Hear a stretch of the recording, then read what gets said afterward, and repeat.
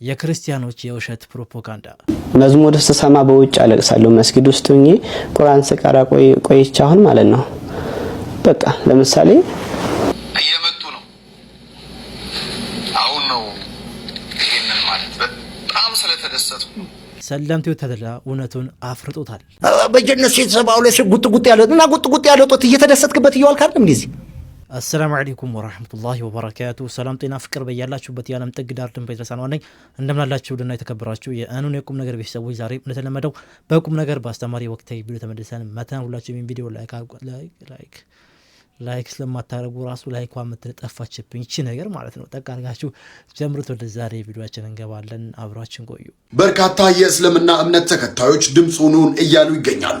በአክሱም ከተማ ለሶስተኛ ተከታታይ ሳምንት የጁማ ሰላት ሳይሰገድ መቅረቱ ተዘገበ። በትግራይ ክልል የአክሱም ከተማ ሙስሊሞች በዛሬው ዕለትም የጁማ ሶላት እንዳይሰግዱ መከልከላቸውን ተናግረዋል።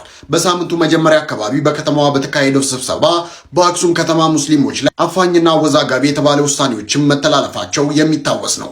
ከውሳኔው መካከል ዋነኛ የጁማ ሶላት በከተማዋ እንዳይሰገድ መከልከል ሲሆን ይህ ክልከላ ተግባራዊ ሆኖ በዛሬው ዕለትም ሙስሊሙ ማህበረሰብ የጁማ ሶላትን እንዳይሰግድ መደረጉ ተገልጿል ሲል ሀሩን ሚዲያ አስነብቦታል። ታዲያ በርካታ የእምነቱ ተከታዮች ድምጽ ሁኑ እያሉ ይገኛሉ። ሁላችሁም ይህንን ቪዲዮ ኮፒ ሊንክ፣ ሪፖስት፣ ሼር በማድረግ ለብዙዎች አስተላልፉ። የአክሱም ጉዳይ አሁን ቢሆን አልተረሳም። ነገር ግን እንግዲህ ተቋማችን መጅሊስ ሊሆን ይችላል አሊያም ደግሞ የሃይማኖት ጉባኤ መንግስትም ይህንን ጉዳይ ትኩረት ብዙ የሚሰጥ አይመስልም። እንግዲህ ሶስተኛ ሳምንት በአክሱም ላይ ጁማ ሳይሰገድ ወንድመቶቻችን የእናት አባቶቻችን እዚህ አካባቢ ላይ ሰላማቸውን አጥተው ይገኛሉ። ያሉበት ሁኔታ እጅግ በጣም የሚያሳዝን ነገር ነው። አክሱም ዛሬ እንደዚህ ሆና ነው የዋለችው። ያልፋል፣ ግድ የለም። ጥቂት ጊዜ ብቻ ነው የቀረው። እንደዚህም አይቀጥልም።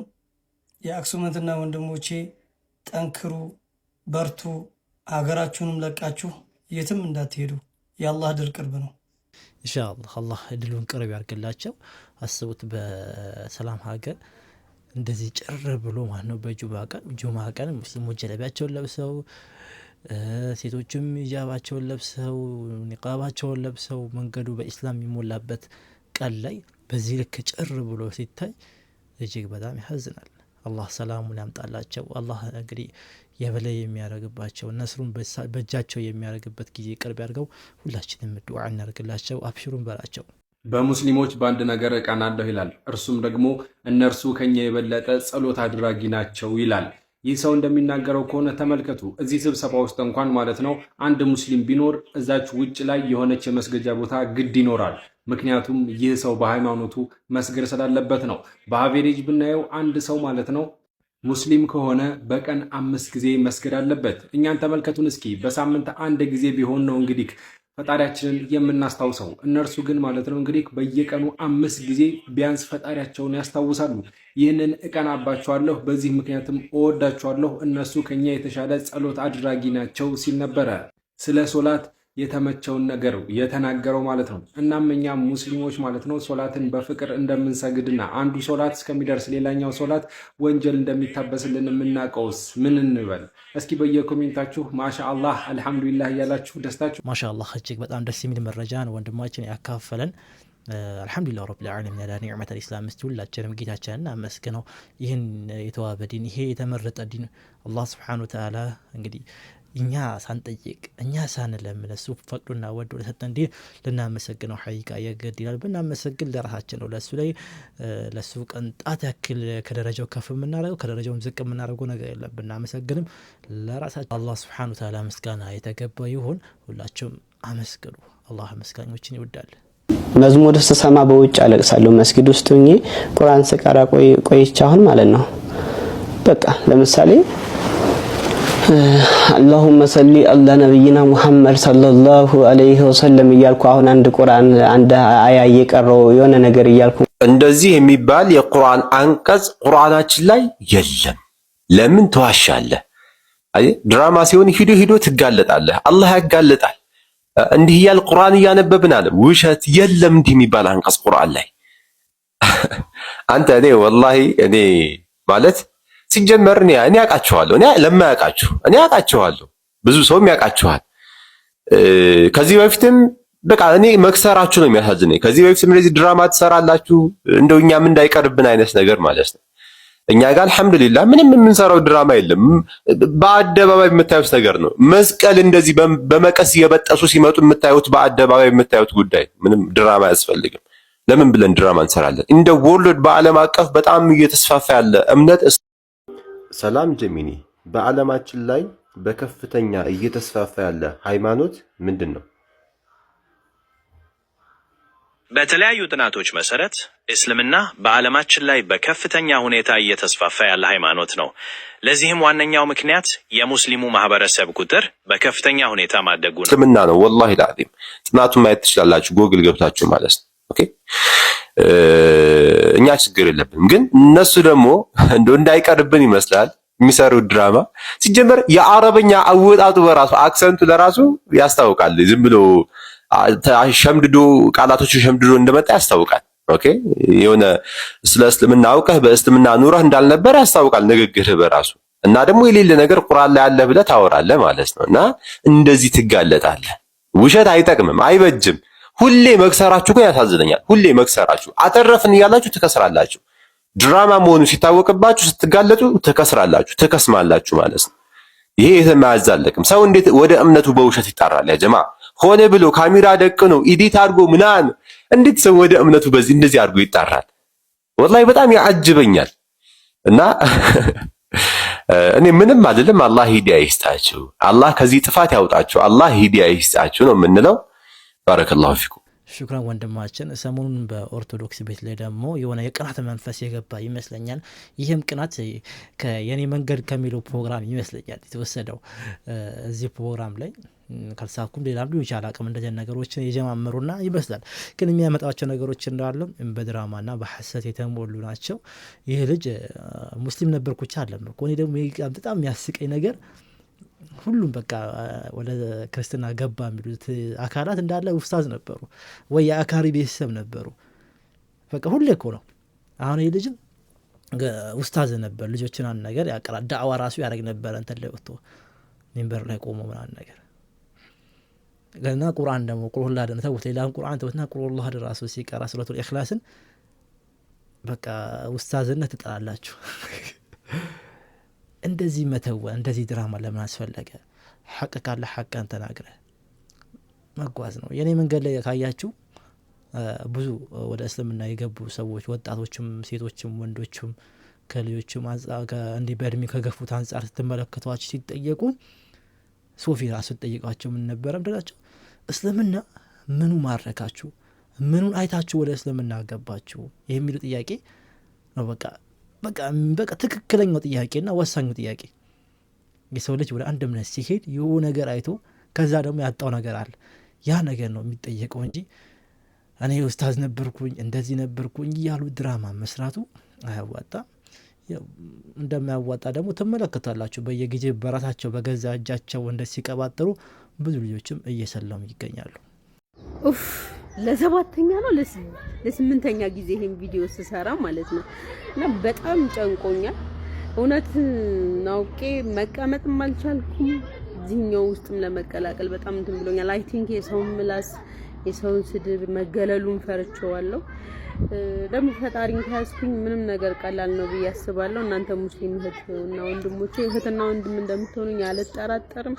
ይሄ ተጽዕኖ የመጣብኝ ያው በልጅነት የቲም ሆናችሁ ስታድጉ ሰው ቢጠላኝስ ቢወርደኝስ የሚለው ኮንፊደንስ ማጣት አለና ቤተሰብ ከሌላችሁ ብቻ ነው ይሄ ስሜት የምታውቁትና እሱ መሰለኝ እያወዛገበኝ ያለው እንጂ እውነቱን ከተረዳው ቆየሁኝና ሻሃዳ የሚያስይዘኝ ሰው የለም። ሙስሊም ማቀው በዙሪያዬ የለምና ነገ ላይቭ ላይ መታችሁ ሻሃዳ እንድታስይዙኝ እፈልጋለሁ።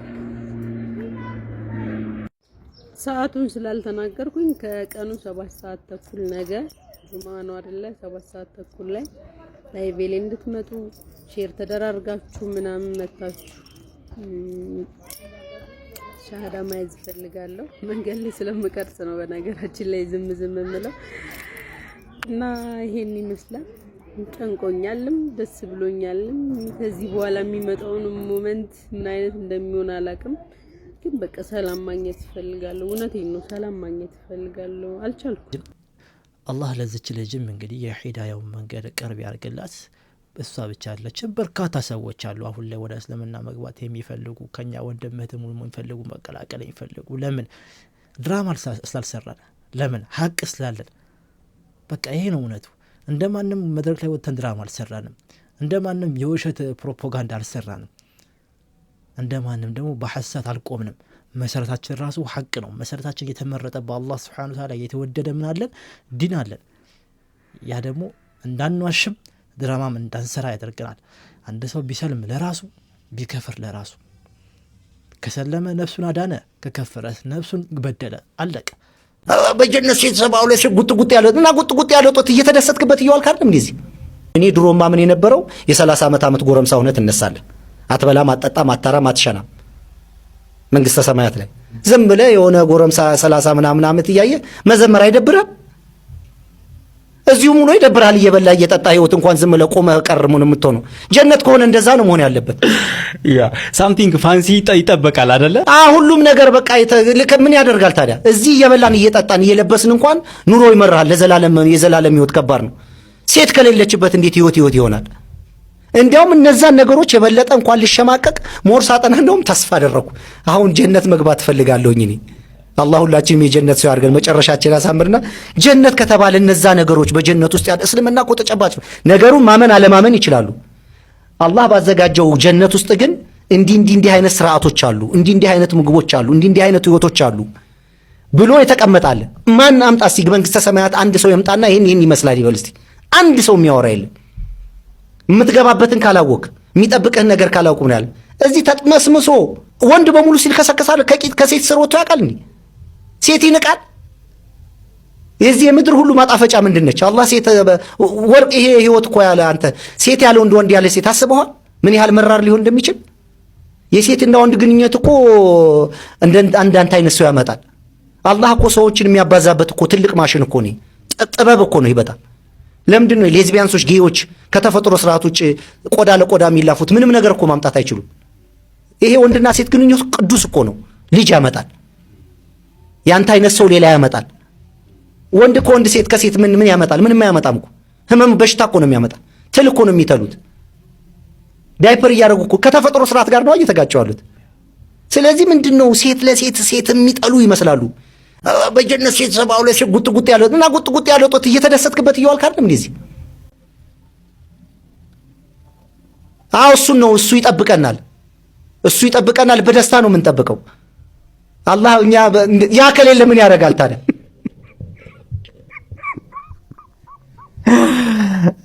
ማሻአላህ። እንግዲህ ተድላ ማለት በቅርቡ ነው እንግዲህ ወደ እስልምና የተቀላቀለው። ነገር ግን በዚህ ልክ እንግዲህ ስሜት የሆነው አንቀጭ እውነቱን ተናግሯል። በጣም ከእስልምና ውጭ ያሉ ሰዎች እኛን ለማሸማቀቅ ሲፈልጉ፣ እኛን በቃ ላለ የበታች ያደረጉን፣ እኛ ላይ በቃ የሆነ ነገር አገኘን ለማለት ሲፈልጉ፣ ነገር ግን ምንም ነገር ላያመጡ ይላሉ። እናንተ እኮ በቃ ለሰው ለሴት ብላችሁ ነው የምትኖሩት ምናምን፣ ጀነት ስትገቡ ይሄ ነው ለሴት የሴት እንትን ነው የዝሙት እንደዚህ ነው ለማለት ይፈልጋሉ። ነገር ግን በቃ እንጂ አሁን ላይ ከዚህ በላይ የሆነ የተረገጠለት መልስ የለም። በቃ ምንም የሚገርም መልስ የመለሰው ወንዱም ያለ ሴት ሴቱም ያለ ወንድ በፍጹም ማይሆን ነገር ነው። አላህ Subhanahu ደግሞ በቃ ሽልማት አላችሁ ጀነት። አላህ እስቲ መጀመሪያ ጀነት እንግባ። ጀነት እስቲ ለአላህ እንግዲህ እዚህ ዱንያ ላይ ለጀነት የሚያስገባን ስራ እንስራ፣ ከዛ ሽልማቱን እንቀበል።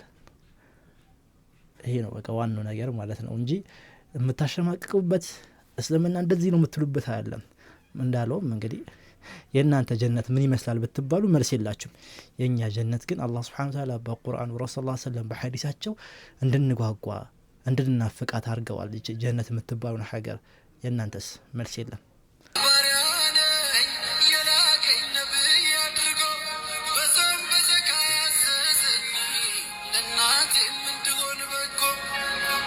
መብርሃን በየትኛው መልኩ ሲነገርላት ደስ ይላል።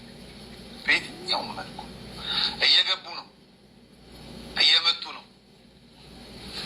አሁን ነው ይሄንን ማለት በጣም ስለተደሰትኩ ከመቅረት መዘግየት ይሻላልና ሙአዝ ሐቢብ ስለ ማርያም የአላህ ሰላም በሷ ላይ ይሁንና ስለ ድንግል ማርያም የዘመረውን መዝሙር አንዳንድ መሳኪን ኦርቶዶክስ ወገኖቻችን በጣም ተደስተናል፣ ከመቅረት መዘግየት ይሻላል፣ ለድንግል ማርያም ዘመሩላት እያሉ ነው።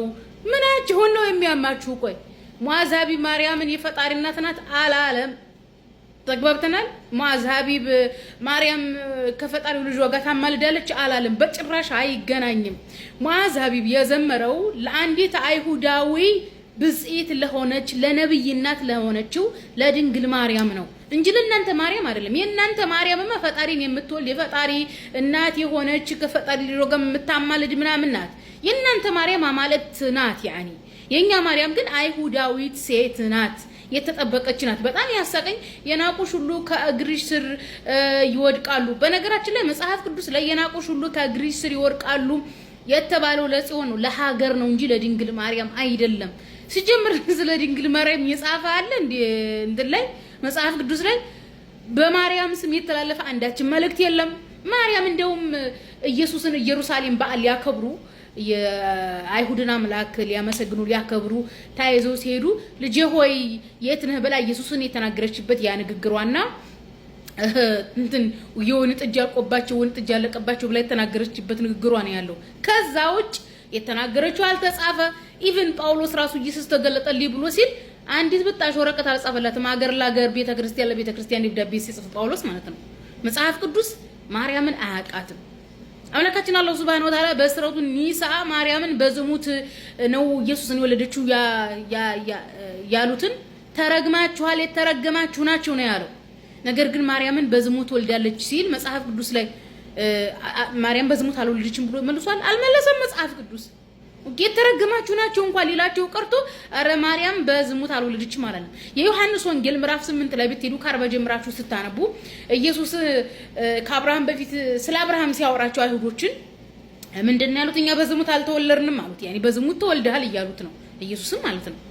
እንዴ ስለ ማርያም በዝሙት አልወለደችም ብጽዕት ናት ብሎ መመስከር አልቻለም። አዲስ ኪዳን ብጽዕት ናት፣ የተከበረች ናት፣ የነብይ እናት ናት የሚላት እስልምና ነው፣ ቁርአን ነው በስሟ ምዕራፍ የተሰየመላት። በጣም በርካታ ሴቶች ቁርአን ላይ ያለ ስማቸው ራሱ አልተጠራም። የማርያም ብቻ ስም ነው የተጠራው። ተገበረች ሴት ስለነበረች ነው። አስተዋችሁታል? እሷ በምኩራብ በቤተ እምነት ያደገች ሆና ትዘሙታለች ብሎ ስሟን ማጥፋት ክህደት ነው እንደ እስልምና። አምላካችን አላህ ሱብሃነሁ ወተዓላ እኔ ግርም ይለኛል። ሱብሃንአላህ ምን አይነት የተደለች ሴት ናት! እና የምንወዳት ድንግል ማርያም አይሁዳዊ የነብዩ ኢየሱስ እናት ናት እንጂ ምናችሁ ነው የሚያማችሁ? በነገራችን ላይ እንዴ ሙአዝ ሐቢብ የዘመረው ያኔ የዘመረው ትክክል ነው፣ ቁርአን ላይ ያለ ነው፣ በእስልምና ላይ ያለ ነው። ከናንተ ከኦርቶዶክስ ማርያም ጋር አይገናኝም። እናንተ ኦርቶዶክስ ማርያም ከግሪክ አስተሳሰብ ጋር የተቀላቀለች አማልክት ናት እንጂ ኢቭን አይሁዳዊ ሴት እንኳን ናት ብሎ የሚናገር የለም። እንደውም ፈጣሪን ወልዳ መብርሃን እመምንትስ ነው የምትሉት። ያን የፈጣሪ እናት ናት ይደብራል። ወንጌል ላይ ማርያም የፈጣሪ እናት ናት የሚል የለም። የበታችነት ስሜት በጣም ከባድ ነው፣ በጣም ከባድ ነው። ሁሉ ነገር ስላንተ ተወራ ይመስላል። ሁሉ ነገር በፖለቲካ አርገ ቀያይረ ውሸቱን አስመስለ ወደ አንተ ልሰው ትፈልጋለህ። ነገር ግን መቼም ሊሳካልህ አይችልም በእንደዚህ አይነት ቅጥፈት፣ በእንደዚህ አይነት ውሸት። ሱብሃንአላህ። እንግዲህ ሙአዝ ነሺዶን አወጣ። ከዛ በኋላ ምን አዲስ ነገር አይደለም እኮ የተናገረው፣ አዲስ ነገር አይደለም እሱ ፈጥሮ አይደለም ያወጣው። እንደ ኢስላም ማርያምን ወይ መርየምን ያከበረ ያላቀ የለም። ከናንተ ከምትሏት በላይ እኛ ነው የምንወዳት። እናንተ ከምትብሏት በላይ እኛ እናከብራለን። እናንተ ከምትናገሯት በላይ እኛ የሷን ሐቅ እናውቀዋለን፣ የሷን ማንነት እናውቀዋለን። እናንተ የማይገባውን ደረጃ ሰጣችኋት፣ እኛ ግን በሚገባው ልክ ወደናት አከበርናት። ትክክለኛ ማንነቷ እኛ ጋር ነው ያለው። እናንተ የውሸት ማስረጃ ይላችሁ በመላሳችሁ ብቻ እየፎከራችሁ የማይሆን ደረጃ ሰጣችኋት፣ የማይሆን ቦታ አስቀምጣችኋት፣ ጭራሽ ምንም አይነት ማስረጃ ሳይኖራችሁ ምንም አይነት የኛ ጌታ አላህ ስለሷ በደንብ እንድናቅ ያልሆነ ደረጃ እንዳንሰጣት፣ ያልሆነ ከፍታ እንዳናስቀምጣት፣ በአግባቡ እንድንወዳት፣ የሷን ሐቅ ጠብቀን እንድንወዳት ያደረገን በብቸኝነት አስቀምጦ በሱረቱል መርየም ላይ የሷን ታሪክ ዘገበልን። ማስረጃ በእጃችን ነው። አልሐምዱሊላህ ረብል ዓለሚን አላ ኒዕመት አልኢስላም። የጀማዓ የዛሬ ቪዲዮ ይህን ይመስል ነበረ። በቀጣይ የተሻለ ቪዲዮ እንገናኛለን። ሰላም አለይኩም ወራህመቱላሂ ወበረካቱሁ።